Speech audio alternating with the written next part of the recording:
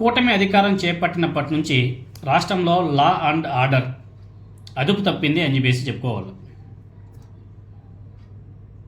రీసెంట్గా నెల్లూరు జిల్లాలో అనేక ఘటనలు కూడా జరుగుతున్నాయి. అసలు నెల్లూరు జిల్లాలో చాలా ప్రశాంతంగా ఉండేది. అటువంటి నెల్లూరు జిల్లాలో గత కొద్ది రోజుల నుంచి ఎమ్మెల్యేల మీద, మాజీ ఎమ్మెల్యేల మీద, మాజీ మంత్రుల మీద దాడులు, దౌర్జన్యాలు, బెదిరింపులు అబ్బోన సామిరంగా విపరీతం, అడ్డు అదిపే లేదు. అసలు ప్రతిపక్ష నాయకుల ఇళ్ల మీద దాడులే అనేసి అనుకుంటే ఇప్పుడు అధికార పార్టీ ఎమ్మెల్యేలకు బెదిరింపులు వస్తున్నాయి. రీసెంట్గా ఈరోజు తెలుగుదేశం పార్టీ మహిళా ఎమ్మెల్యేకు బెదిరింపు లేఖ రావడం నెల్లూరు జిల్లా రాజకీయ వర్గాల్లో ఒక ప్రధాన చర్చాంశమైంది. అధికారంలో ఉన్న ఎమ్మెల్యేకి ఈ విధంగా చంపేస్తామంటూ లెటర్ వస్తే సామాన్యుల పరిస్థితి ఏమిటి? అధికార పార్టీ ఎమ్మెల్యేలకే బెదిరింపు లేఖలు వస్తుంటే చంపేస్తాము అనేసి ఇంకా కామన్ పీపుల్ పరిస్థితి ఏమిటో ఒకసారి అందరూ కూడా అర్థం చేసుకోవచ్చు. అంటే లా అండ్ ఆర్డర్ ఏ విధంగా పనిచేస్తుందో ఎగ్జాంపుల్స్. ఆ ఎమ్మెల్యే ఎవరో కాదు, కోవూరు ఎమ్మెల్యే వేమిరెడ్డి ప్రశాంత్ రెడ్డి. ఆమెకు బెదిరింపు లేఖ వచ్చింది. ఈ నెల 17వ తేదీన ఒక వ్యక్తి ముఖానికి మాస్క్ ధరించి నెల్లూరులోని ఎంపీ వేమిరెడ్డి ప్రభాకర్ రెడ్డి నివాసానికి వచ్చాడంట.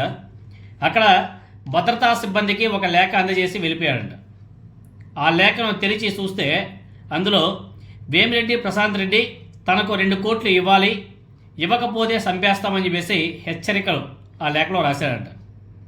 వెంటనే అప్రమత్తమైనటువంటి సిబ్బంది ఎంపీ వేమిరెడ్డి ప్రభాకర్ రెడ్డి గారికి, ఎమ్మెల్యేకు సమాచారం అందించి పోలీసులు కూడా ఫిర్యాదు చేశారంట.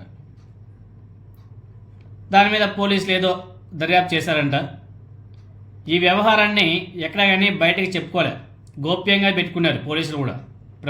కూటమి ప్రభుత్వం కూడా గోప్యంగా నడిపించింది, గోప్యంగా దర్యాప్తు కూడా చేపట్టిందంట. ఈ క్రమంలోనే అల్లూరు మండలం ఇసుకపాలెనికి చెందిన ఒక వ్యక్తిని అనుమానితుడిగా గుర్తించి అదుపులోకి తీసుకున్నారంట. అదేవిధంగా వేమిరెడ్డి ఇంటి వద్ద అనుమానాస్పదంగా తిరుగుతున్నటువంటి మరో యువకుడిని కూడా అదుపులోకి తీసుకొని విచారణ చేస్తున్నారంట. అతని దగ్గర ఏదో 4 మొబైల్స్ ఉన్నాయంట. సో పోలీసులు కూడా అనుమానాలు కొంచెం పెరిగాయి, విచారణ కూడా కొనసాగిస్తున్నారంట. జిల్లా ఎస్పీ గారు మాట్లాడుతూ బెదిరింపు లేఖ వచ్చిన మాట వాస్తవమే అని చెప్పేసి ఆయన ధృవీకరించాడు. ఈ కేసు మీద ప్రజలెవరు కూడా భయపడాల్సిన అవసరం లేదని చెప్పేసి కూడా చెప్పడం జరిగింది. ప్రజలందరూ కూడా భయపడకుండా ఎలా ఉంటారు? అధికారంలో ఉన్నటువంటి ఎమ్మెల్యేకు, ఎంపీకే ఇటువంటి బెదిరింపు లేఖలు వస్తుంటే ఇంకా కామన్ పీపుల్ భయపడకుండా ఉంటారా? అదేవిధంగా కావలి తెలుగుదేశం పార్టీ ఎమ్మెల్యే ఆయన కూడా రీసెంట్గా కొన్ని సంచలనటువంటి వ్యాఖ్యలు చేశాడు. కావ్య కృష్ణారెడ్డి తన హత్యకు కుట్ర జరుగుతుంది అని చెప్పేసి ఆయన మాట్లాడుతున్నాడు. తన క్వారీ సమీపంలో డ్రోన్ ఎగరవేసి రెక్కీ చేసినట్లు ఆయన ఆరోపణలు చేస్తున్నాడు. కూటమి ఎమ్మెల్యే, అధికార పార్టీ ఎమ్మెల్యే ఆయన. తాను చివరి నిమిషంలో తన కార్యక్రమాల్లో మార్చుకొని అమరావతికి వెళ్ళిపోయినందువల్ల ప్రమాదం తప్పింది, లేకపోతే నా మీద పెద్ద రిక్కే నడిచిందని చెప్పేసి ఆయన మాట్లాడుతున్నాడు. 2 యువకులను తన అనుచరులు పట్టుకొని పోలీసులుగా అప్పగించారని చెప్పేసి ఆయన స్టేట్మెంట్ ఇచ్చాడు. అంటే కూటమి ఎమ్మెల్యేలకే భద్రత లేకపోవడం కూటమి ప్రభుత్వం యొక్క వైఫల్యం. అంటే లా అండ్ ఆర్డర్ ఏ విధంగా పనిచేస్తుందో ప్రజలందరూ కూడా ఒకసారి ఆలోచన చేయాల్సిన అవసరం కూడా ఉంది. ఇంకా మన హోమ్ మినిస్టర్ అనితా మేడం గారు వీటి గురించి ఎక్కడా కానీ స్పందించరు.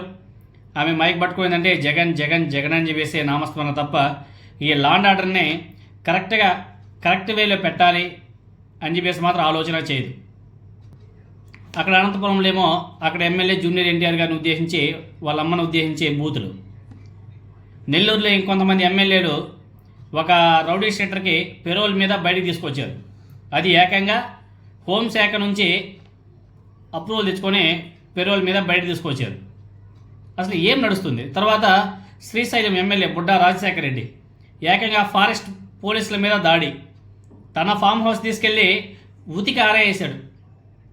కూటమి ఎమ్మెల్యే చేసినటువంటి అరాచకాలు. తర్వాత రీసెంట్గా ఒక జనసేన పార్టీ ఎమ్మెల్యే ఆయన వేధింపులు భరించలేక తెలుగుదేశం పార్టీకి సంబంధించిన ఒక నాయకుడు రాజీనామా చేశాడు కాకినాడకు సంబంధించి. అంటే కూటమి ఎమ్మెల్యేలు ఏ విధంగా పనిచేస్తున్నారు అనే దానికి ఉదాహరణలు ఇవన్నీ కూడా చంద్రబాబు నాయుడు గారికి, పవన్ కళ్యాణ్ గారికి, లోకేష్ గారికి తెలుసు. వాళ్ళు ఏం చేస్తారంటే ఆగ్రహించారు అని రాస్తారు పచ్చ మీడియాలో. ఆగ్రహించారంట. ఆయన ఇంకో మహానుభావుడు ఉన్నాడు, కోన రవికుమార్. ఆయన ఏకంగా ప్రిన్సిపల్, ఇంకేం చెప్తావు అదొక వ్యవహారం. ఆయన ఎవరో గుంటూరు ఎమ్మెల్యే అంట, నజీర్, ఆయనదొక వ్యవహారం. ఎవరికి కూడా తగ్గట్లే వెనక, అట్లే పరిగెడుతున్నారు అట్లే ముందుకి. ఈ పరిణామాలన్నింటినీ చంద్రబాబు నాయుడు గారు, లోకేష్ గారు, పవన్ కళ్యాణ్ గారు చూస్తున్నారు. చూసి వాళ్ళ మీద యాక్షన్ ఉండదు, కఠిన చర్యలు ఉండవు, వాళ్ళ మీద కేసులు ఉండవు, ఏమీ ఉండవు.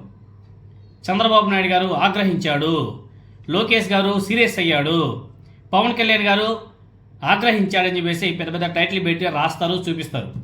మరి వాళ్ళ మీద కఠిన చర్యలు ఎక్కడా, కేసులు ఎక్కడా, వాళ్ళ జైలు ఎక్కడా? వాళ్ళ జైల్లో బెటరా కేసులు పెట్టి? అదే వైసీపీ వాళ్ళు చేయకపోయినా అక్రమ కేసులు పెట్టి బంధించి దాన్ని 90 రోజులు కంటే 100 రోజులు కూడా జైల్లో పెడతారు. ఇక్కడ ఏకంగా తెలుగుదేశం పార్టీ నాయకులు యథేక్షంగా చేస్తున్నా కానీ no case, only warning, serious, అంతే. భలే